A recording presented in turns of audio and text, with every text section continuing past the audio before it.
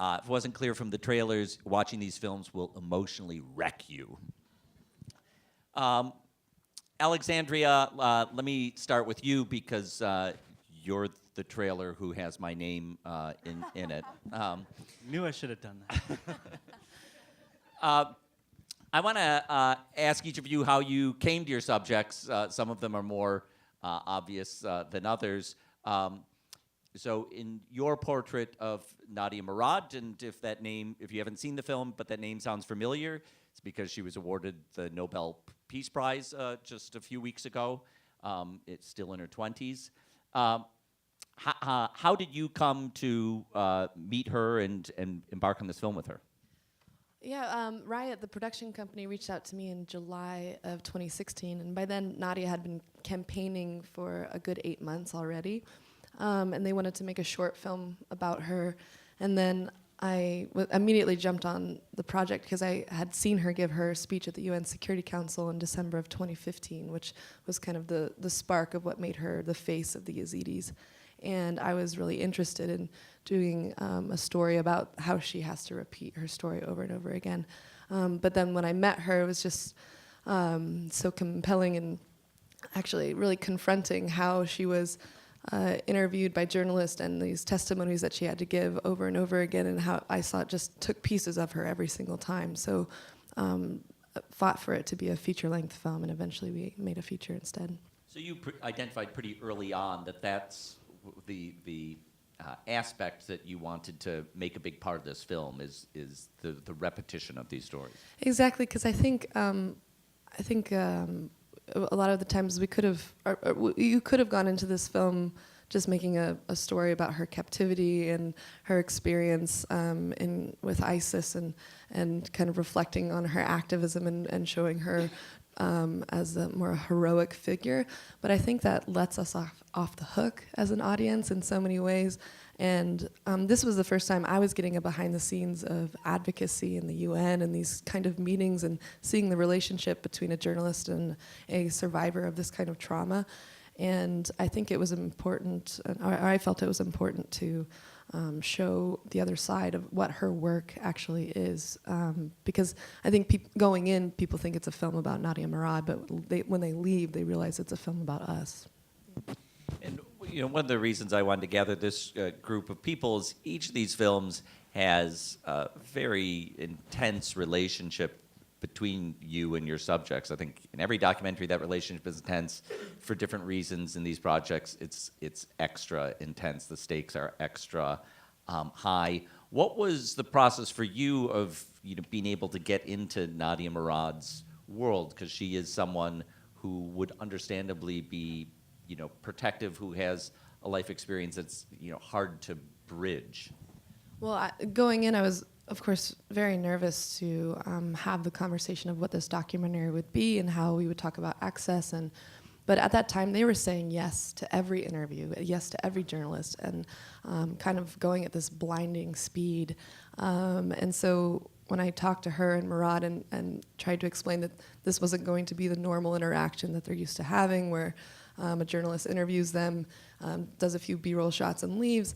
This was me going to be around the whole time, and Nadia just was like, yeah, sure. And that instant yes was actually really heartbreaking to me, because then I realized, it's not because I, persuaded her in some way, or that I'm special, or that we had some sort of special relationship. She was just saying yes to everything out of this deep survivor's guilt, and feeling that if anything can help, I'm gonna say yes to it. So that's what started the relationship, and that's how it felt. But it got to the point where I just really had to gauge myself when to put down the camera and not go by what Nadia was saying, because from really early in the morning to very late at night, she was working. And so if she had any kind of time to herself, those are the moments that you really hope for in a documentary, where like, oh, I want to show her in the downtime, but she barely had any. So I really had to think about those moments and be like, okay, I'm just going to let her be alone and not try and film her right now.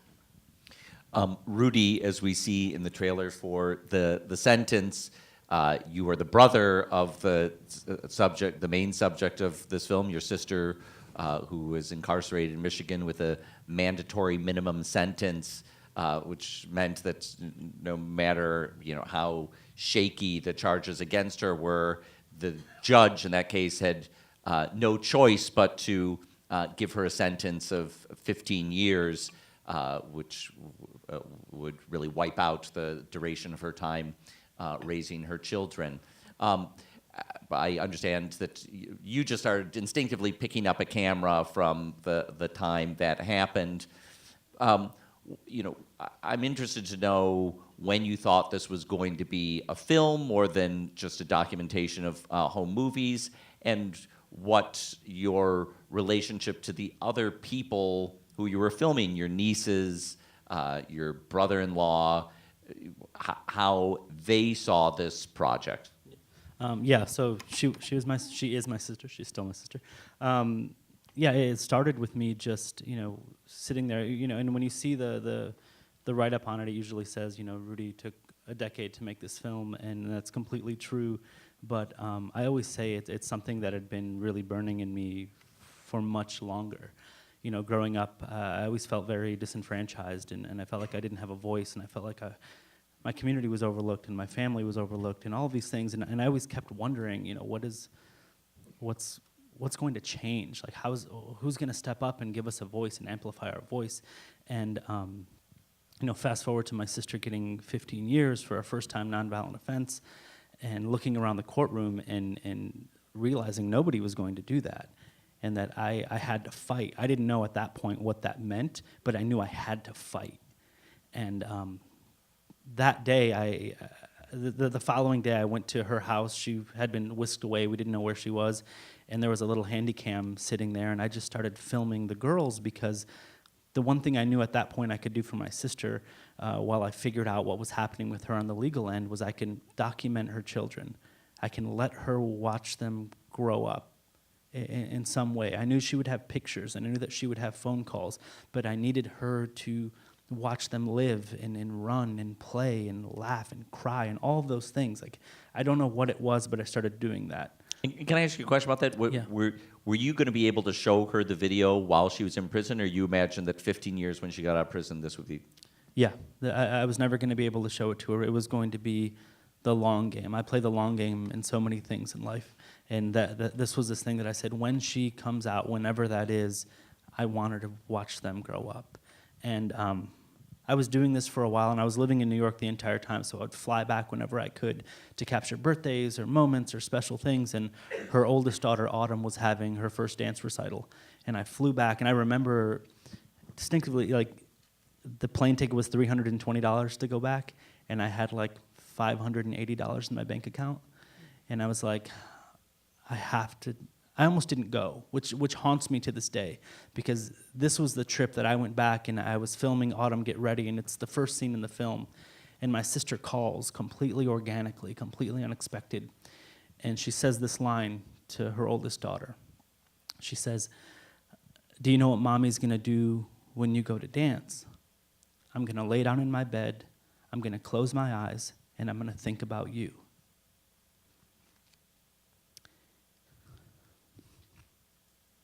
That line changed my life. It made me realize that I had an opportunity to tell a story that you don't normally get to see, about the children left behind, about the families left behind, about the true ramifications of these sentences, and I quit everything. I was a teacher, I was a writer, I was an actor. I quit everything, and I didn't know what it meant, but I thought in that moment, I'm gonna tell this story, and I'm gonna figure out how to tell this story, and I dove into documentary filmmaking. This was my film school.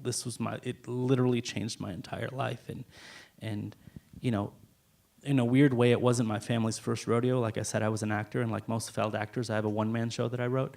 And it was all about the things that had happened to my family prior to all of this. We'd had a rough go of it.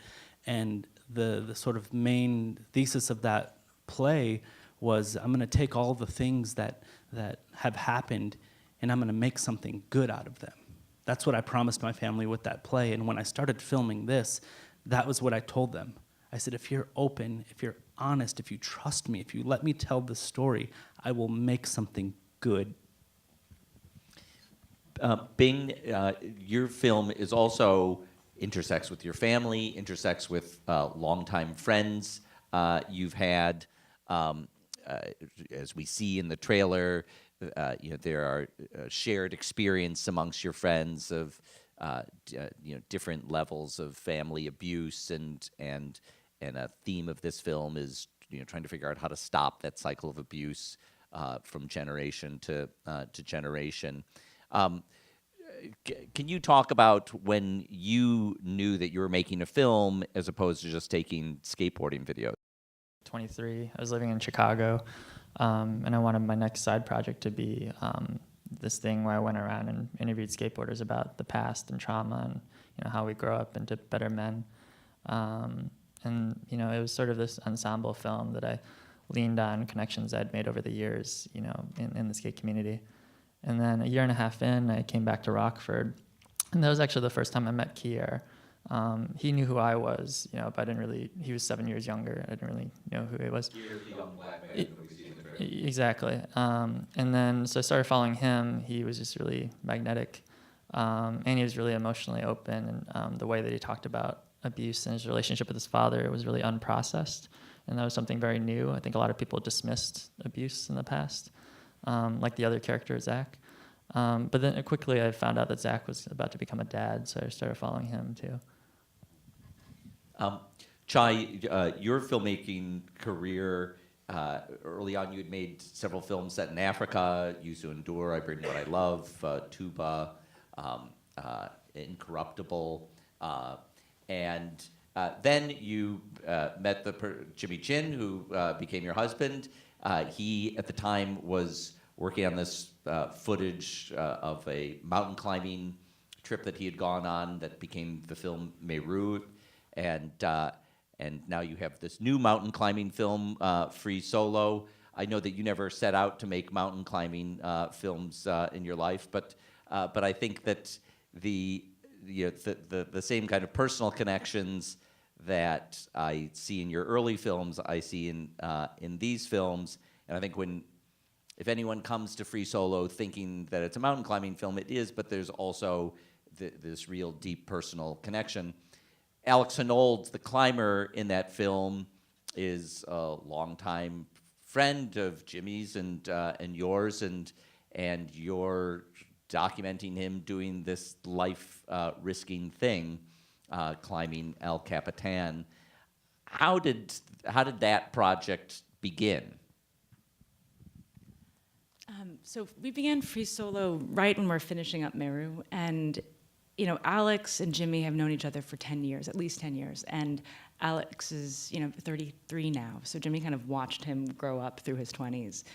They were together on Alex's first trip out of the country. It was on an expedition, and Alex is just like a fascinating character, and it was always the same story that interested us, which was that as a kid, he began climbing without ropes because it was scarier to speak to somebody else than it was to go out by himself, and hence without a partner who could belay him or support him.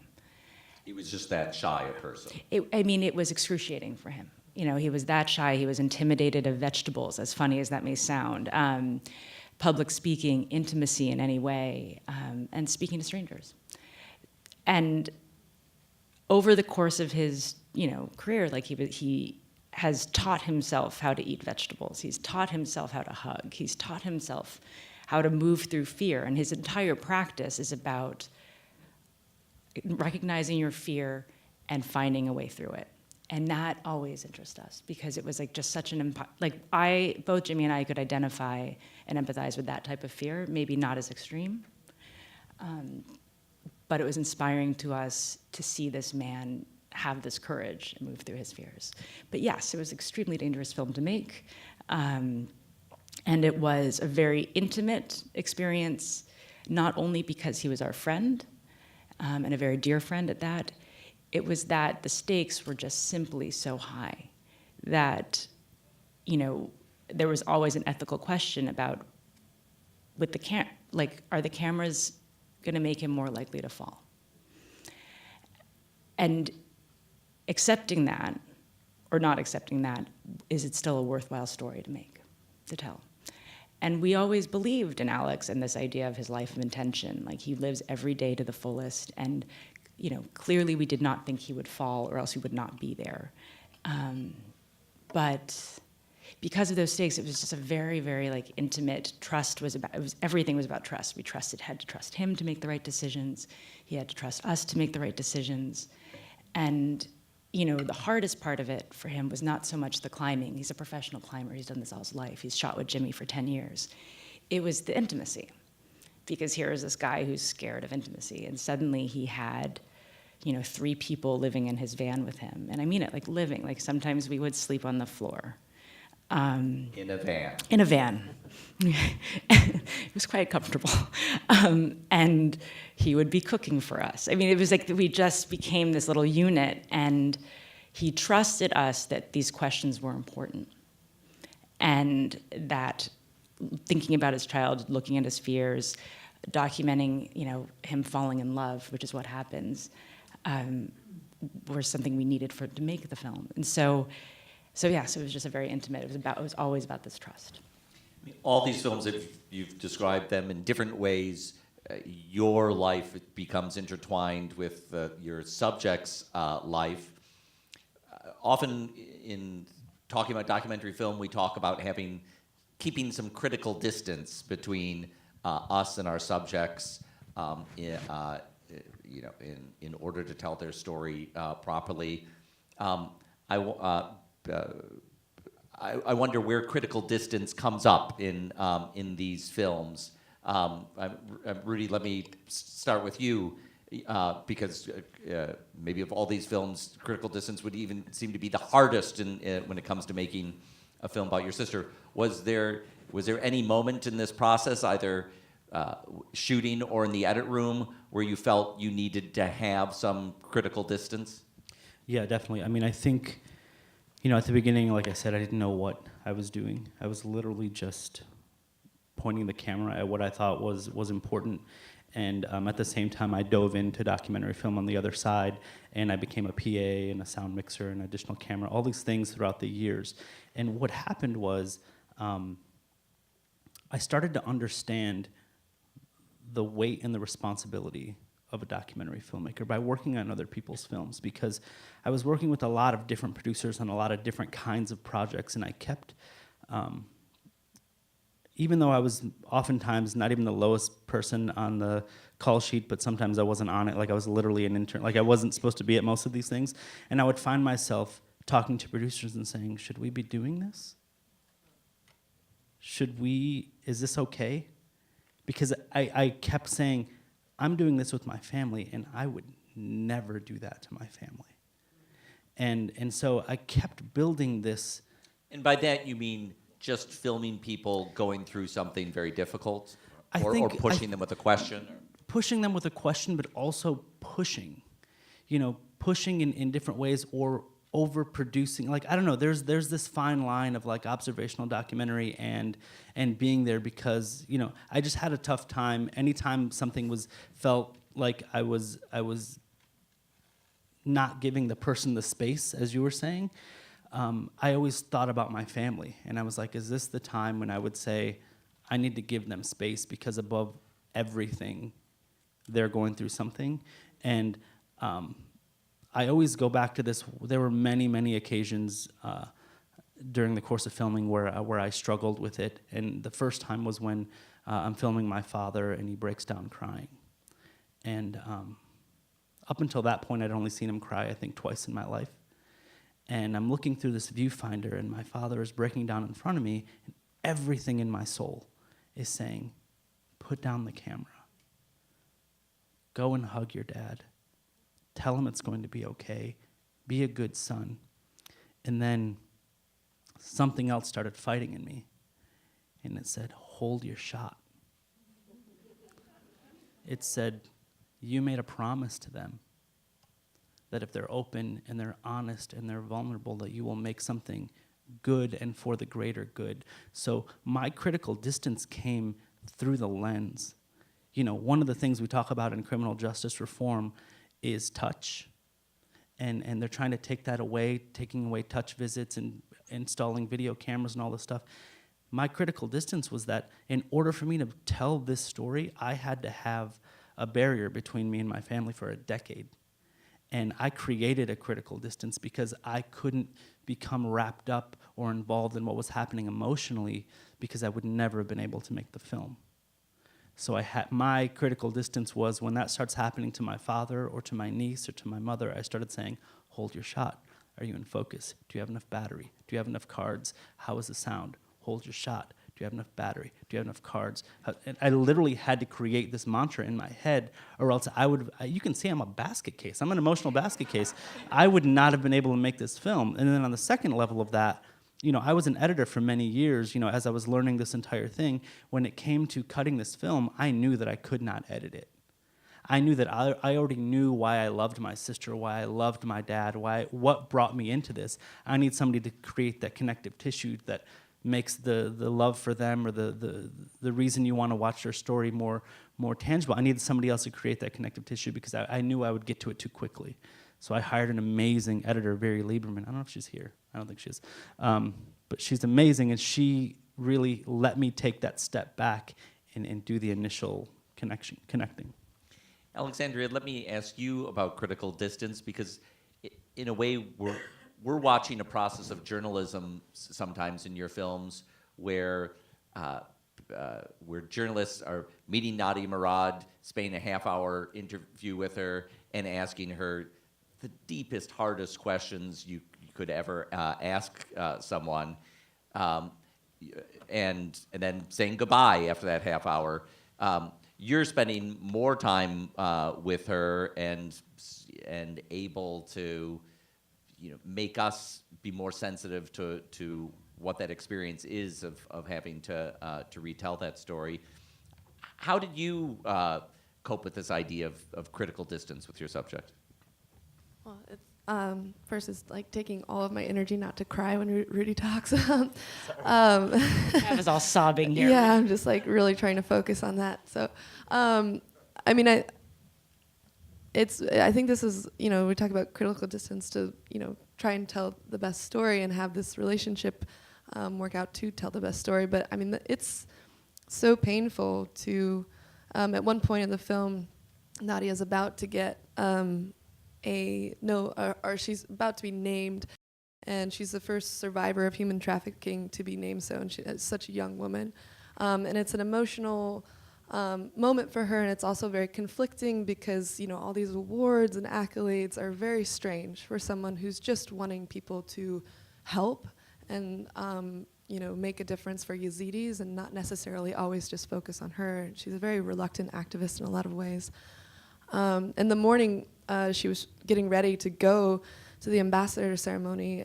I was filming her getting ready, and then we both sat down, and she kind of laughs, and she says, today's very hard for me, and she rarely ever looked at me in the camera. She just had gotten so used to me being there, she just went about everything. This was the first time she really addressed me as I was filming, and said, and I asked her, I saw her on her phone earlier, so I knew she was messaging her existing family members, and I was like, is it because you wish your family was here? And she looked at me and kind of just broke down and said, I wish my mom was here. And it took everything in me to, not, drop the camera or just start shaking, and the distance between me and her at this table, where I could have just put the camera down and hugged this person who's starting to cry. But instead I made sure I was in focus and that the exposure was right and she was in frame.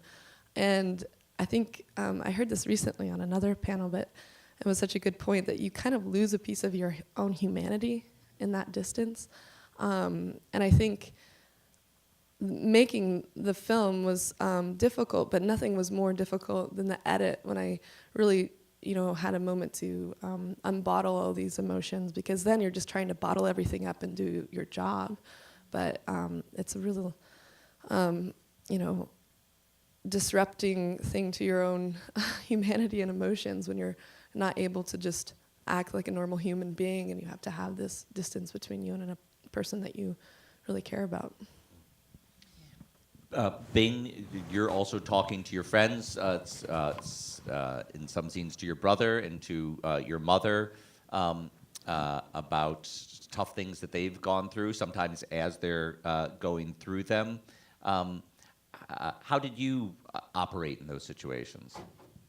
I don't know. I mean, first of all, I think the stakes were a little bit lower than, what's right for this woman who's gone through all this stuff, and, your relationship with your family, and some literally life and death, for you. But I don't know. I mean, I feel like the relation.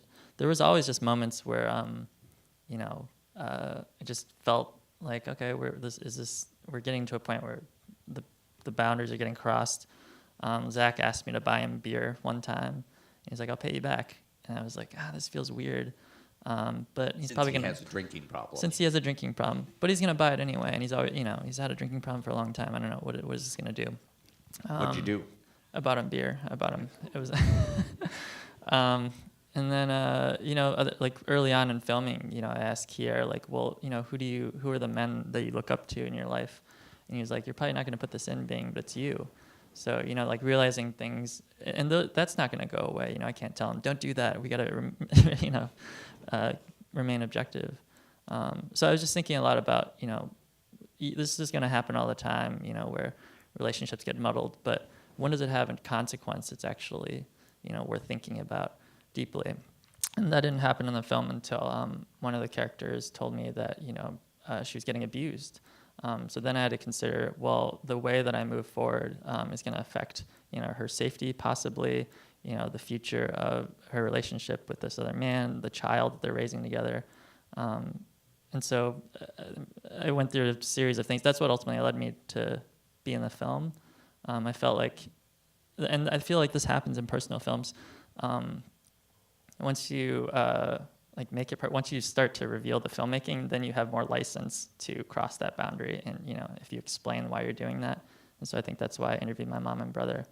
But my mom and brother, I mean, it was just, over the many years, it was just like 2 shoots with my brother and 1 interview with my mom. And so, I think it wasn't, it was like they knew what they were getting into. Chai, as we've described the subject of your film, Alex and Old, it is putting his life at risk. Even in the trailer we watched, you can see Jimmy reflecting on that, asking the question that you were referring to before. Does it make sense to be making this film? Does the very making of the film increase the risk? The project was going on for several months. There's money invested. There's time invested. At some point, does that become a pressure on your subject to do something that is a high risky endeavor? How did you and Jimmy negotiate that along the way? Well, in order to proceed with the film, we kind of came up with the guidelines we were comfortable with. And the primary one was to try to insulate Alex from all of our feelings, from production, from anything to do with, money. And in a very real physical way, it's like you see it in the film where there's a cameraman who can't watch. Okay, and he's like looking down, but he's not next to Alex, right? Because if he was next to Alex, he would maybe more subtly just look off to the side, because it's like this mirror effect. If we get nervous, he gets nervous. And just we're putting something in there. And I think it's the observer effect. It always will happen. But we were trying to control these emotions quite physically in front of Alex. But, I think it always comes down to judgment and trusting your own judgment. And, hearing all of you guys speak, I think a lot about like the first film I ever made, which was in Kosovo, and it followed 6 friends after the war in Kosovo, and they were young, we were all the same age. And, I think it is really hard to look through that lens or in Free Solo, like when Alex's girlfriend is telling him that she would does he take her into consideration when he free solos? And he says no. And on one hand, I think that I'm very aware that the camera is facilitating that exchange for them often. Like there's a situation we've created by pointing the camera in it. And on the other hand, I'm like, of course we've got to hold the shot, but I always, when I start to feel that feeling, when the tear drops down my face, like those are the golden moments for me, because I know that's the truth, like that's the emotional truth in that moment, and I always log it, being like, we just got the scene we needed. We can also now turn off the camera and move on. You know, always thinking about structure and what's exactly necessary. Like, how do we create enough space for our subject? Which sounds weird because it's such an exterior thing, but it's actually quite a present thing for I think for all of us. But. So it makes me wonder, do you think that turning off the camera, knowing when to do that, is as important as turning on the camera? Sure, but I also think that, you know, we all make observational documentaries, so it's also at a certain point the camera is just there. It's always there, and they trust you as a human behind the camera. But yes, like there's certainly, especially in like war situations, that like sometimes you really have to turn off the camera. But if the camera's on, it has to be on for a reason. I want to ask each of you about the experience of showing your subjects the film once it was finished.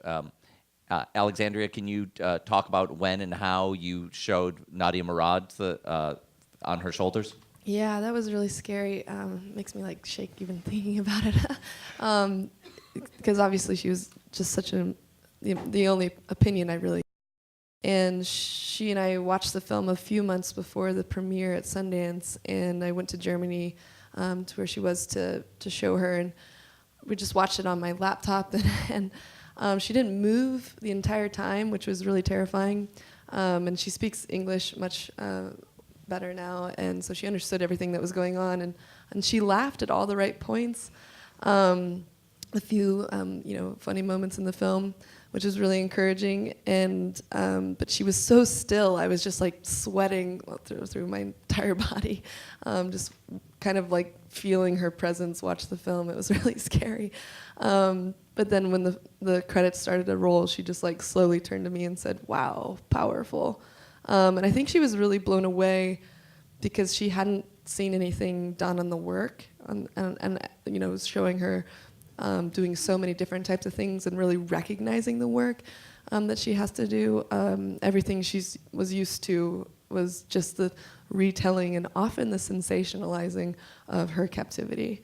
And so I think she was really thankful for that. She was really thankful that the film was called On Her Shoulders and not Nadia, which meant a lot to me. And I think she was also really surprised because I look really disheveled when I'm filming. I look like a total shit show, so I think she was just honestly surprised that I got my shit together. Yeah, she was like, "Wow, you really did something here." So I was really, really grateful for that moment with her. Rudy, when it came time to share with your family your film, what were you concerned about, and what was that experience like? It was interesting because over the course of the entire decade of making the film, I never showed any of them a single frame of anything. And we had already heard that we were in Sundance, and it was going to Sundance already. So I flew back. I remember it was right before Christmas. I flew back home, and I rented this little theater, and I brought just my family members there. And I literally sat in front of them, and I go, so I took maybe the worst decade of our life. I cut it down to a manageable 85 minutes, color corrected it, and put some beautiful score underneath it. Enjoy. And I sort of walked out of the room thinking, like, they're either going to really hate me or they're going to love me after this. But, they loved it because it was, I shouldn't say they loved it. They didn't know what it was. It was interesting for them to watch themselves on camera, and we never really talked about it for a while. I remember we had a great response at our premiere at Sundance, and I remember not looking at the audience and looking at them. They were up on the stage with me, and they were completely taken back by the fact that their little story, this little tiny story, is resonating with this giant crowd of people, and White people in Sundance. White people at Sundance, and but just and since then, it's become such a large part of the overall conversation of criminal justice reform and sentencing reform that I think they're just really proud that their little story is making a difference. You know, and I think my mom has watched it 12, 13 times since it's premiered, and every time I call, she's like, I just finished watching this. I was like, why do you keep watching that? Watch something else. But I think ultimately they've been very, very happy with it. My sister called me, she's like, she's watching it again. I'm like, turn it off, put something else on, put her novellas on. They can watch On Her Shoulders, Yeah, or Minding the Gap, Free Solo. I have to tell a quick funny story, super quick. So we have been on the circuit together. We keep running into each other, and we saw each other's films at Nantucket, like back to back. I literally like muscled him into watching my film, and then I was like, I guess I have to stay and watch yours. And we looked at each other after his was done, and we were like, I guess we're friends now. Like we like fast forwarded our relationship like 10 years watching each other's films back to back. I still don't like you though. It's fine. Yeah, you always send me hateful text messages in the middle of the night. I'm thinking about you. So, Bing, you know, you captured all these intense moments of your friends' lives, including abuse and substance abuse. What was it like for you to share the film with them? Yeah, I feel like Kier's journey was more about, you know, like watching him process all this stuff. For Zach's journey, it definitely was, you know, capturing his dark moments, you know, as he was experiencing them. I mean, they knew a couple years beforehand that we're gonna, like, this day was gonna come. We were gonna show them the not so finished film so that they could, you know, be ensured that they weren't gonna get misrepresented. And we gave him a choice. You know, you could either like watch it by yourself, with me, with friends. Zach wanted to watch it just with me and him, so we put it on. It was the most it was probably him and Nina are probably the most nerve-wracking to show. And I honestly thought he might have turned and punched me in the face, like in the middle of the film. But he did, so I didn't look at him the whole time. I sort of felt like how you felt, just like sweating and nervous. Someone who might punch you in the face, you should look at them. Yeah. I feel like a broken cheek sucker is better punch. than a broken nose, right? It's like the angle is. Okay. But Thought about it. He literally thought about it. I did. Being able to block a punch is better than either of those. But he, at the end of it, when the credits started rolling, he was crying. It was the second time I ever saw him cry. And he just said, you know, that was really powerful. And we talked for a couple hours after that. He was surprised that I was in the film. And he told me he was really anxious because he thought he was going to get portrayed worse. So he was relieved when he saw it, actually. With Nina, she was, she wanted... Nina is Zach's girlfriend. Zach's girlfriend, yeah. So for that, we had Diane, the producer, and another producer, Maggie Bowman, who works with Cartempoin there, and we watched it with her. And she was like waterworks throughout. I think in hindsight, she had really compartmentalized the relationship and not really processed it, like forgot about it. And in watching it again, she fell back in love with Zach. You know, all the good parts of him and how great it was at first. And then she was heartbroken again. And so she, you know, her process of really processing it came throughout this past year and coming out to screenings and hearing women come up to her and, you know, really validating her experience. And then with Kier, I mean, it was me, him, and a mutual friend. We watched it in Denver. And every time he cried on screen, he cried in person. Every time he laughed on screen, he laughed in person. And he was sitting on the same couch. It was sort of like this ratty couch, and I could feel the rumble of both laughter and crying. And it was like this really weird experience. And my mom and brother, I sent them a link. I couldn't watch it with them. And they just told me they were proud of me, and my mom said she understood why I was making the film.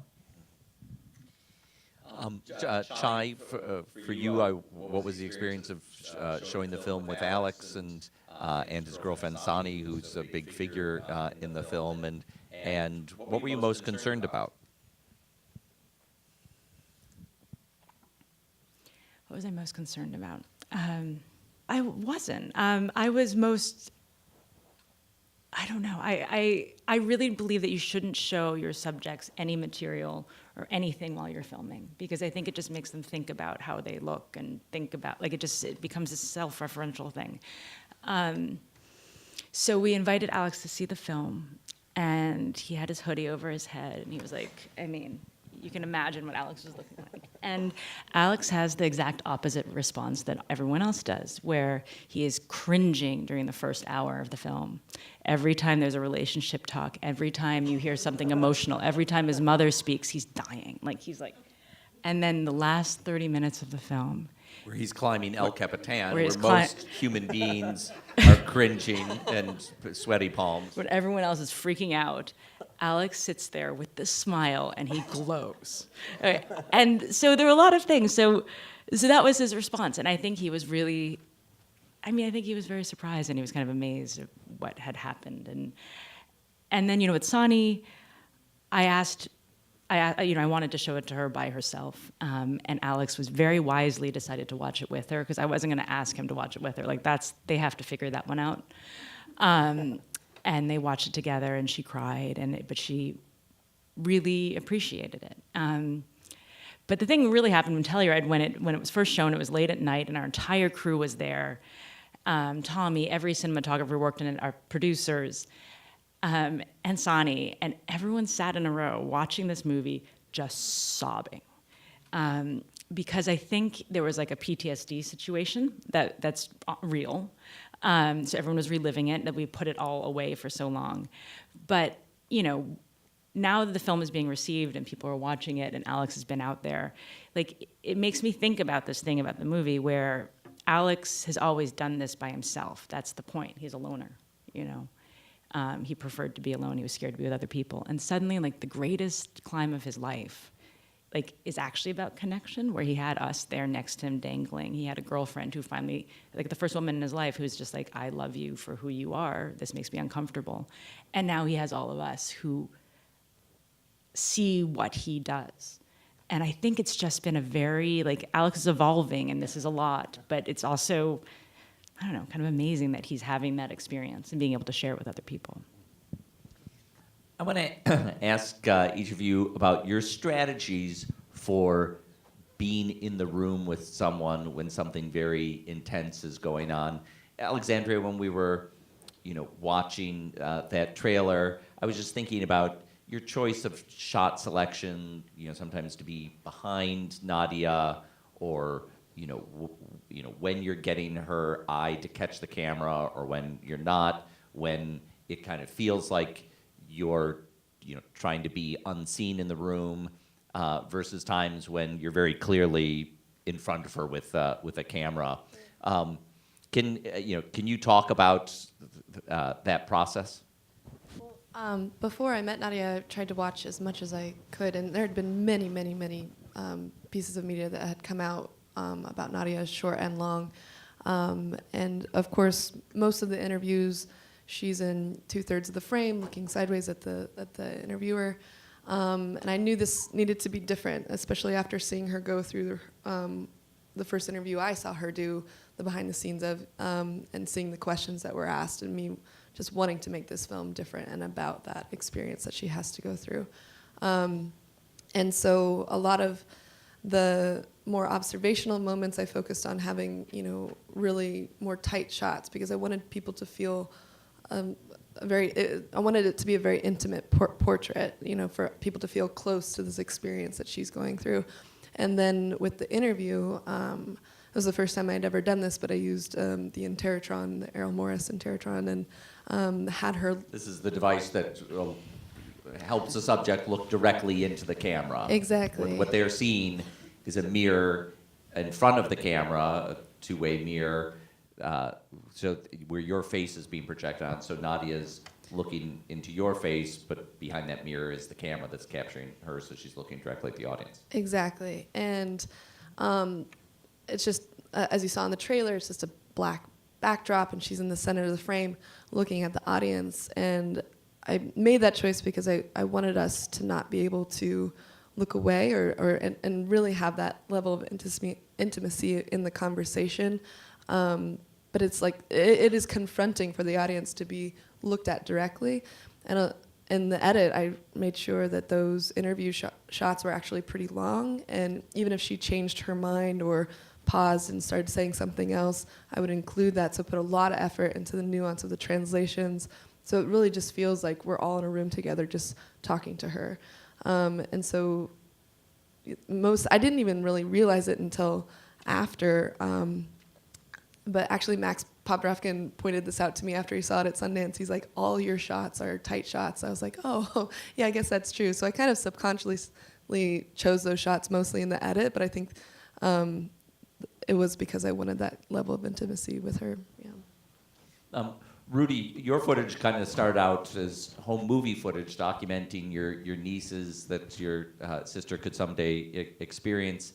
Did that change over time? Yeah, like I said, when I dove in, I became obsessed. I became obsessed with filmmaking and with lenses and with camera. I became a complete camera nerd. I literally didn't know what an f-stop was when I started, and I have a confession to make. When this all started, I bought Filmmaking for Dummies because I was like, it's got to be in here. Like the way I make this, it's not in there. This was also 10 years ago when you couldn't do it on YouTube. Yeah, exactly. I was just like, I would literally be like, how do I do this? What's a... Can't look it up. Yeah, exactly. That's what it felt like. But what I did was very similar to what she did on Her Shoulders is one of the things I did is I started to go back to things that I remembered as a kid and even in my young adulthood of movies that struck me, things I remembered, and I would go back and I would watch them. And I would rewind them, and I'd watch them again, rewind them, watch them again, and I'd figure out, is it the lens? Is it the light? What is it that's making me connect with this? And I quickly realized that it was intimacy. It was that intimate feeling. So what I decided to do at that point was shoot it on a prime lens. Most of this film was shot on a prime lens, completely wide open. And there's a scene in the film that I think is the best example of this, and I won't give any spoilers away, because you should watch it. But there's like 12 people in the room, and I put on a 50 prime lens, 1.2, and I was like, I'm going to shoot. I knew what was coming, and I knew that it was going to be this chaotic thing that was happening, but I wanted, specifically in this film, but also once I figured this out throughout the process, I wanted it to emulate what it was like when I'm talking with Bing and the rest of the world falls off. I wanted you to feel that because I wasn't a camera person making the film. I was the brother. I was the uncle. I was the, and that's the role of the camera in this. It wasn't you watching a family. It was you in the family. And so I wanted to try and create that as much as possible. So this one particular scene, there's 12 people in the room, and this phone is getting handed around, and I wanted the rest of the world to fall off because that conversation happening on that phone was the only thing that mattered in the world at that point. And so that's eventually where the film got. And like you said, I think there's 3 wide shots in my film. Everything is, there's no like establishing here, you're in it. As soon as you enter a room, you're in it, and you're in it, and you're in it. And it was because I wanted to create that intimacy. Yeah. Did that answer your question? Okay. Very much so. What was the question? Sorry. Yeah. Bing, can you talk about the strategies you employed to capture the material you did? Just as a camera person, as a director. So my background was in the fiction commercial side of things. So I just thought about coverage. I was just very traditional about it. And then I feel like all those moments that are, like for especially intimate moments, I think all those times where you're with them and you're just like jazzing around and it's not, it doesn't feel like high stakes. I think those are the moments that allow you to be, in those intimate spaces, and it's just like, okay, we're just going to keep rolling. There's one scene that really surprised me that, they just let me capture, and like they just almost like forgot that I was there. It was when Zach and Nina were arguing in their house. It was just like this long verbal argument. Nina comes home from work and they're like arguing about childcare. They're arguing about like, well, I've been home all week taking care of this kid, and like now you're going back out to go get drinks. And it just kept like getting coverage. I was like, let me get a 2-shot, let me go over the shoulder, and they just like didn't. Let me follow them into the bathroom. Okay, now I gotta. But I think it's a 2-way street, right? So it's like they're sort of just giving you permission to. And then the other scene I think about is when Kier visits his dad's grave, and he just has this breakdown that just lasts for a long time. At that point, it was. I got coverage, but I wasn't like running around as much. I don't know. I mean, I just think it's a two-way street. I think they just, give so much of themselves. So let me ask a specific question about your film, because there is some skateboarding footage in it. Although I think, as I've heard you point out, there's not as much skateboarding footage in the film as maybe people come away thinking that there is. But those moments are so visually striking that they really stand out. What's your approach to filming while skateboarding? Like, when are you looking up at oncoming traffic versus looking at the lens? Well, that was all CGI, but no, I'm just kidding. That's where all the budget went. Well, the good thing about Rockford, I guess, for making the film, the 80s economy, it just gutted downtown, so there was no traffic. But I was mostly running on foot with the glide cam, which is like a poor man's steady cam.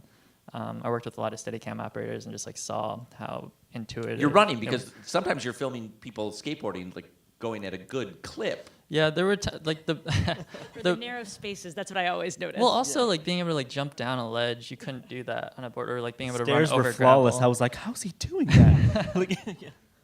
So it took me about a year to get intuitive with it. As we wrap this up, Chai, I have a specific question for you, which is the day of Alex's climb. Can you talk us through your feelings and how that morning began for you? Well, my feelings were probably very similar to what everyone feels when they're watching him climb. I spent the night before on the phone with Sonny for a very, very long time. And that was hard. And I woke up very uncomfortable, actually, very uncomfortable and worried. Because you were in the van? No, no. We the night before, I did not. We filmed him the night before, but I was not in that van. And we didn't sleep in the van that night. We arranged to go in at a prearranged time, that we would open it and sneak in. It's not so subtle, actually. So I woke up and I hadn't slept. I felt horrible. I was nervous. There were just so many things going on. And our audio engineer picked me up. His name's Jim Hurst, and he's been around the block a bunch of times. He's a wonderful climber. Alex is always impressed at how well he climbs. And Jim looked at me and he's like, "It's going to be a great day. You're about to witness history." And he changed everything, because that is the point, right? We believed in Alex totally. That's why we were there. We knew how hard he'd prepared, and we trusted him that if something didn't feel good, he would turn around. But watching it was terrifying. Your eyes play tricks on you. I felt like it was my responsibility, because we'd signed up for this, to actually watch every single frame, because we had to know, and I had to be able to tell Jimmy, whatever happened, where he went. So to be clear here, Jimmy is on the mountain Yes. with ropes and a camera, Yes. part of the crew that's covering Alex. You're on the ground. On the valley floor with a big lens. And are you, there's a camera person that we see briefly in the trailer who Yes. turns away at a particularly tense moment. Were you with that? I was standing right next to him. Yeah. And whose idea was it to film his reaction? Well, I mean, we needed someone to react, right? Because this was such a secret. Did you know that ahead of time, or did you know it in the moment? Well, he got hurt. Okay, not on our watch. He was skiing with his girlfriend, and he tore his ACL. So that's why he wasn't on the wall, because he's a professional climber and he actually knows the route the best, and that's why he's turning away, because he knows the hard parts. But yeah, Mikey never watches when Alex is free solos, so we kind of knew that we'd have to film Mikey. Because we needed someone responding to him, because this happened in a big secret. And also, yes, but the other guys are dangling alongside him. He knows they're there while he's climbing. They're kind of leapfrogging one another. But to go back to the Sonny thing about the night before, and so I'm texting with Sonny the entire time. The thing that always sticks with me about films and when we make films is that what's the relationship? How do the subjects stay in our lives afterwards? And how we manage that, and how, because you open up this can of worms, you explore this story, and you can't really walk away. At least I have had a very hard time, and that's been actually most of my emotional processing always happens after the fact. Where these people stay with you, you're friends with them for life, and I think that they change us as much as we change their lives, and that's just the thing that you are together in this. You know.